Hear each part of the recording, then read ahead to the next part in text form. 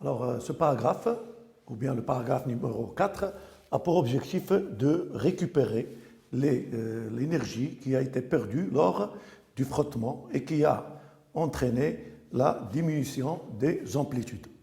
Donc, pour entretenir des oscillations d'amplitude constante, malgré les forces de frottement, il faut restituer à l'oscillateur l'énergie qu'il perd, c'est-à-dire récupérer cette énergie. Alors pour cela, qu'est-ce qu'on fait? Alors ici, on utilise un dispositif qui va nous servir à récupérer cette énergie. Dans ce cas-là, je parle du régime forcé. Tout à l'heure, on a pour la première partie, j'ai parlé du système mécanique ou bien des oscillations mécaniques libres, c'est-à-dire il n'y avait pas de générateur qui influence sur les oscillations. Maintenant, on parle du régime forcé, c'est-à-dire il y aura un dispositif qui va, comme j'ai dit tout à l'heure, qui va entraîner ou bien qui va récupérer l'énergie qui a été, comme j'ai dit, l'énergie qui a été perdue à cause des frottements. Alors, ici, un oscillateur mécanique est en régime forcé s'il est lié à un générateur qui impose des oscillations sinusoïdales de période T. Alors, mais cette période n'est pas obligatoirement égale à la période propre T0. Ce dispositif est appelé excitateur, alors que l'oscillateur est appelé résonateur. On va prendre comme exemple la figure, le schéma ou bien le dispositif qui est dans la figure ci-contre, c'est là. Alors cette figure, elle est constituée d'un moteur qui va donner l'énergie au pendule élastique, d'une poulie qui est attachée à un support. Alors par l'intermédiaire, alors le moteur et le ressort sont liés par l'intermédiaire d'un fil inextensible et de masse négligeable. Alors, ce pendule, il est immergé dans de l'eau. Alors, l'eau, qu'est-ce qu'il va faire? Normalement, il va influencer sur le mouvement d'oscillation du pendule élastique. Alors, ici, qu'est-ce qu'ils ont dit? Bon, la figure ci-contre représente le schéma d'un dispositif expérimental illustrant le régime forcé d'un pendule élastique. La première question, il nous demande d'identifier l'excitateur et le résonateur. L'excitateur, c'est le moteur. C'est le moteur, c'est ça l'excitateur, pardon. Alors que le résonateur est le pendule élastique.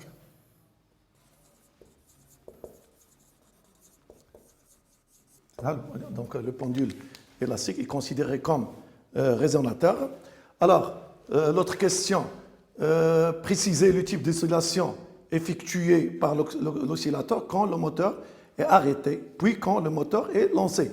Quand le moteur est arrêté, il va y avoir des oscillations qui sont libres, mais non, ou bien ils sont amortis.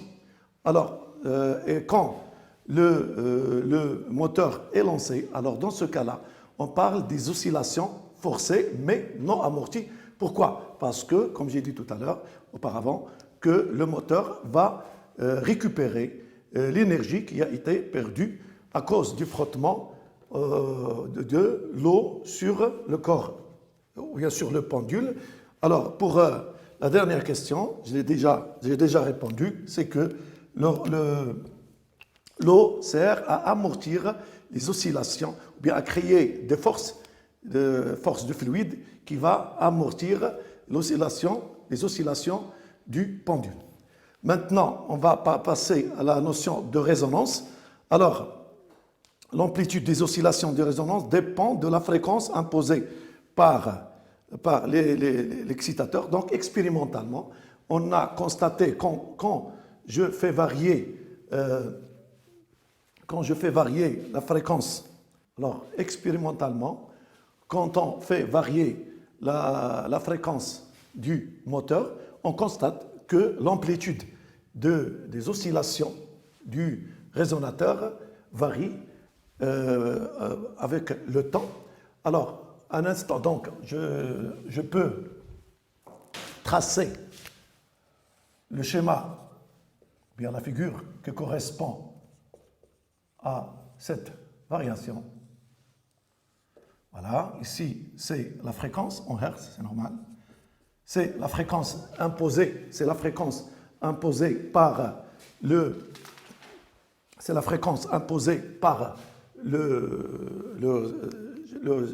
l'excitateur. Alors ici, on constate que l'amplitude varie en fonction de la fréquence. Alors pour une valeur donnée de la fréquence, on constate que l'amplitude devient maximale. Prenons le cas de x. M devient max pour le cas du pendule élastique ou θ max pour le cas des autres pendules. Alors, cette valeur de l'amplitude, elle correspond à une valeur f, f qui est expérimentalement ou bien qui est égale à la valeur de la fréquence propre du pendule élastique. Okay? L'amplitude d'oscillation de résonance dépend de la fréquence imposée par l'excitateur. La figure suivante montre que l'amplitude, comme j'ai dit, montre que l'amplitude des oscillations forcées passe par un maximum, celui-là. Alors, cette valeur est quand la fréquence F imposée par l'excitateur est voisine de la fréquence propre F0 du pendule élastique dans ce cas-là. Alors, ici, pour la définition de la résonance mécanique, c'est ce que j'ai dit tout à l'heure, c'est que c'est la fréquence mécanique, la résonance mécanique, et quand la fréquence imposée par l'excitateur est égale à la fréquence propre du résonateur, dans ce cas-là, l'amplitude est maximale. Voilà. Alors maintenant, on a terminé l'activité.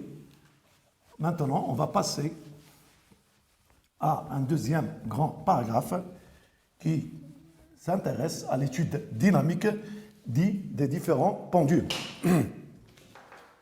Alors, ici, étude dynamique. Étude dynamique des oscillations mécaniques, des oscillations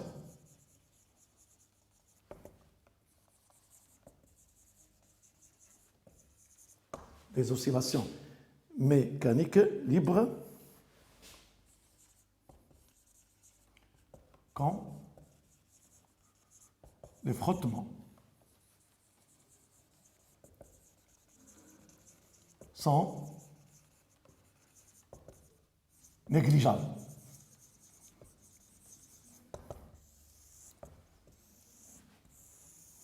Alors, ici, pour la première partie, on va s'intéresser aux pendules élastiques. Et on va commencer par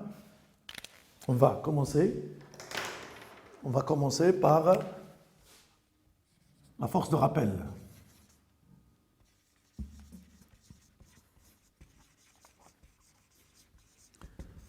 Alors, qu'est-ce que la force de rappel? La force de rappel, comme on a dit tout à l'heure, alors la force de rappel est la force exercée par le ressort sur le corps S quand ce dernier est accroché à ce ressort. Alors, son expression vectorielle, alors ici, bon, je peux considérant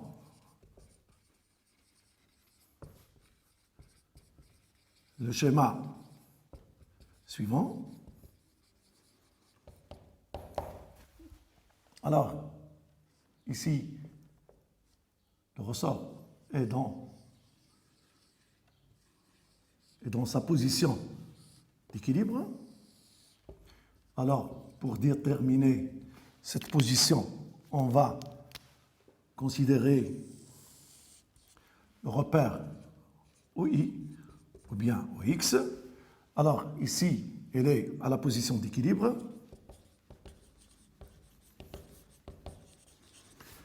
Alors ici est à l'équilibre et dans ce cas-là,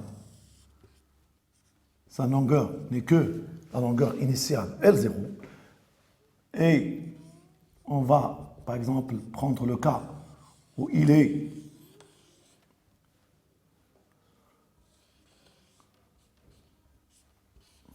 dilaté, puis le cas lorsqu'il est comprimé.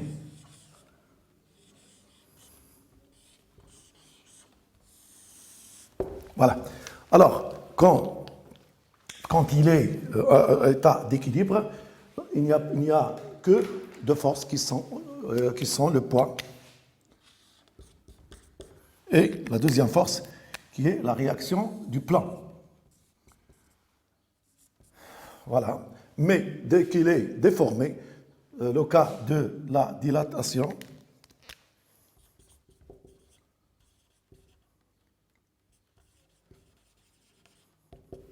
ou bien compression,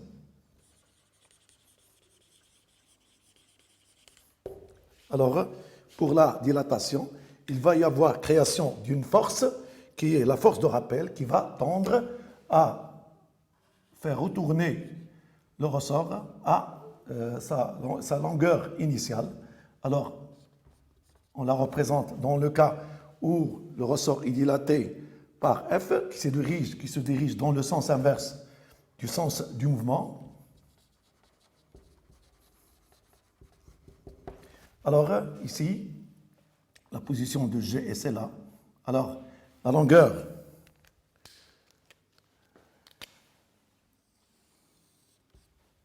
finale du ressort est L, et dans ce cas-là, on va considérer le ressort lorsqu'il est comprimé. Alors, ici, c'est G, mais le ressort va tendre à retourner à sa position initiale. Donc, la force de rappel sera dans le sens inverse du sens du mouvement. Alors, dans ce cas-là, la longueur ici n'est que L. Alors, ici, par exemple, je prends par exemple un point A, 0, et le point A1 lorsqu'il est allongé, le ressort lorsqu'il est allongé, ici le point A2. Alors, dans ce cas-là, le vecteur force de rappel a pour expression moins K A0 A. Je prends le cas lorsqu'il est dilaté. Quand le ressort est dilaté, alors, donc A0, A1 est égal aussi à, lorsqu'il était dans cette position d'équilibre, c'est G0. Ici, c'est G1. Alors, ici, je peux écrire ici, ce n'est que moins K, G0, G1. G0, G1, si je projette sur l'axe des X, sera ici moins K, X fois I. Alors, avec X, n'est que L moins L0, ou je peux la noter delta L. Delta L, c'est l'allongement à un instant donné du ressort.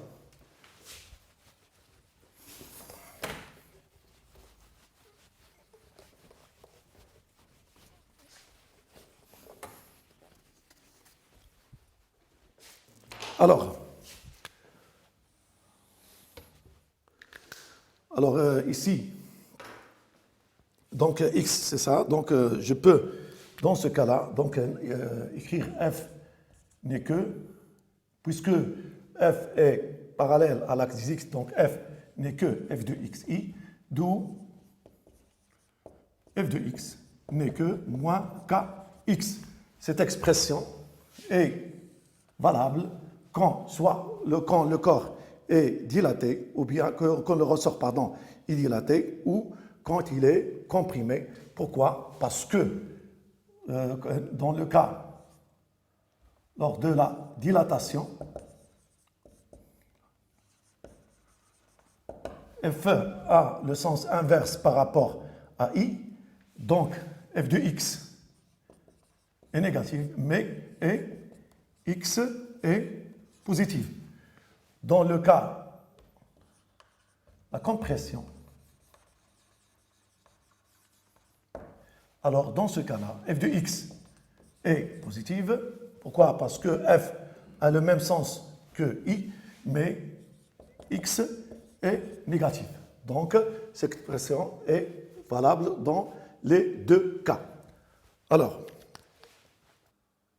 maintenant, on va passer au deuxième paragraphe, qui est l'équation différentielle. Alors, en ce qui concerne petit 2, équation différentielle. Mais quand on a un pendule élastique horizontal. Alors, dans ce cas-là, on va faire une étude dynamique référentielle. Terrestre considéré galiléen. Système étudié. C'est le solide S. C'est ça le solide S. Bilan des forces.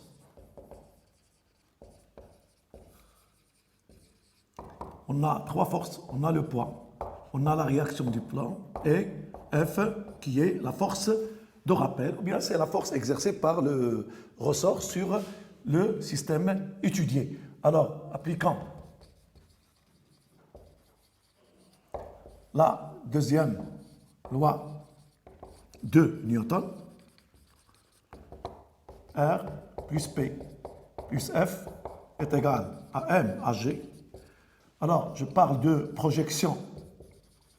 Je fais la projection sur OI.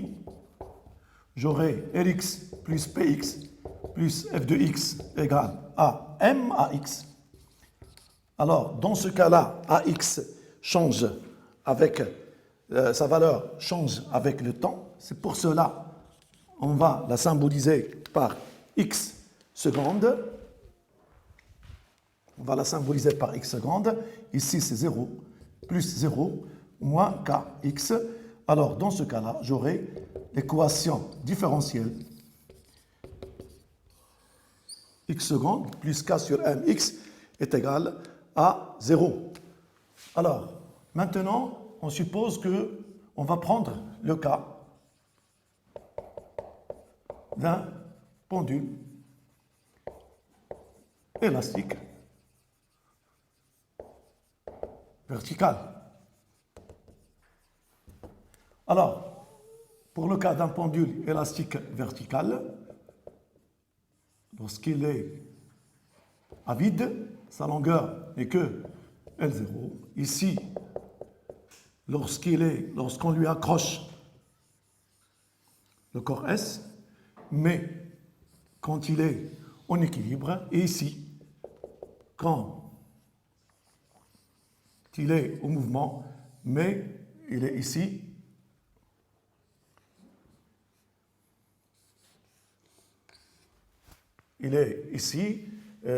dilaté. On peut aussi parler du cas lorsqu'il est comprimé. Alors, dans ce cas-là, alors c'était ici, c'est équilibre. Ici, en mouvement pour les deux. Alors, on va s'intéresser à l'étude quand ce pendule est dilaté, ou bien quand le ressort est dilaté. Alors ici, je vais m'intéresser, je peux la faire ici s'il vous plaît, OI. Ici, il est soumis à deux forces. Il y a le poids et la tension du ressort. Ici aussi, c'est le poids et la force sera plus intéressante que l'autre. Bon, alors, ici, on va passer par les mêmes étapes, bilan des forces et tout, mais ici, on a juste deux forces. Alors, ici, on va étudier état d'équilibre. État d'équilibre, tout d'abord. État d'équilibre.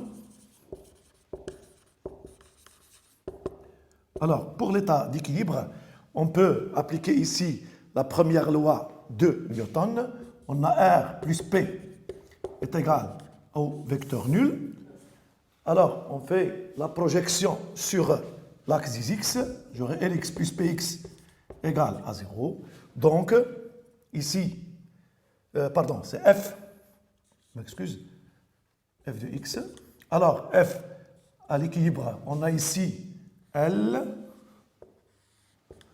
Alors, L moins L0 n'est que delta L, moins K delta L 0, je m'excuse. Voilà. C'est ça, delta L0. C'est. Alors, ici, delta L0 s'appelle l'élongation à l'équilibre. Alors, plus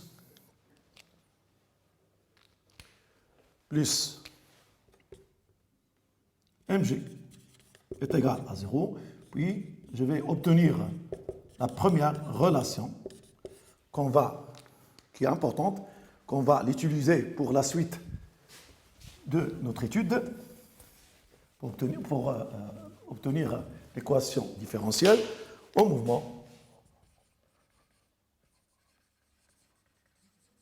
soit lorsqu'il est dilaté ou bien comprimé.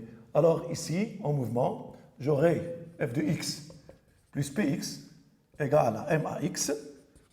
Alors ici, c'est moins k. Maintenant, c'est delta L0 plus x. Pourquoi? Parce que notre x, c'est ici, c'est ça. C'est ça, x. C'est ça, x qui est dans ce cas-là positif. Alors, de l'état initial à l'état final, ici, n'est que, pardon, c'est ça x, je m'excuse.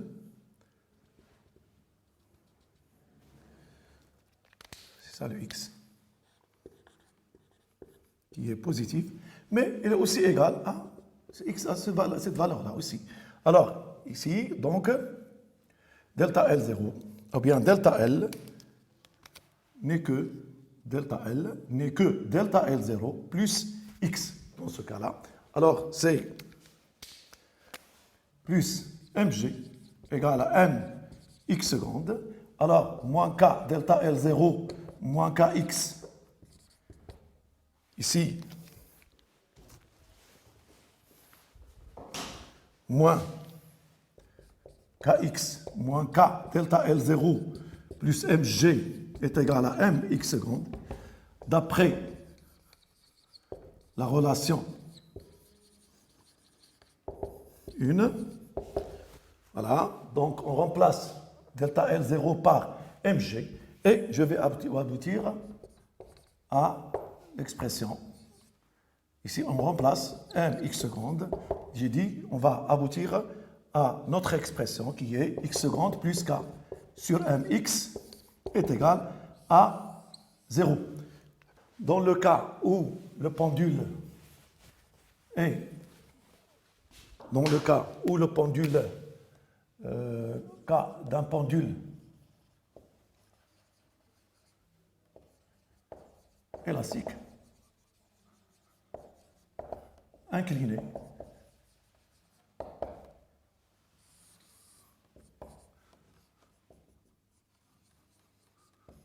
alors, ici par exemple, je suppose qu'il est en mouvement, ici, c'est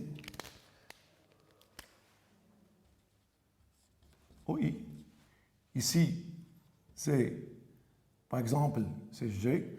Alors, lorsqu'il est au mouvement, on prend le cas où il est dilaté. Alors, dans ce cas-là, on passe par les mêmes étapes qu'auparavant. Donc, ici, j'aurai R plus P en appliquant la deuxième loi de Newton, etc. La première loi de Newton à l'équilibre. Alors, ici, c'est 0. J'aurai Lx plus Px plus f de x égale à 0 en appliquant la première loi. Les frottements sont négligeables, donc R, P, F, lorsqu'il est dilaté. Alors ici, les frottements sont négligeables. Ici, on a déjà vu ça dans le premier chapitre. P sin alpha moins K delta L0 est égal à 0. Donc, Mg sin alpha n'est que K delta L0. Alors ici, lorsqu'il est à l'équilibre, mais en mouvement, j'aurai Rx plus Px plus f de x égale à max. Alors c'est 0 plus P sin alpha, comme il est dilaté, c'est x plus delta L0, est égal à m x secondes. Ici, c'est mg sin alpha moins k delta L0 moins kx égale à mx secondes. D'après la relation 1, on remplace ici. Donc, qu'est-ce que j'aurai? J'aurai k delta L0 moins k delta L0 moins kx égale mx secondes. J'obtiens alors l'expression sur mx est égale à 0. Dans les trois cas, on constate que notre équation différentielle est linéaire et de second degré. Donc, je peux dire que le mouvement du point G est un mouvement rectiligne sinusoïdal.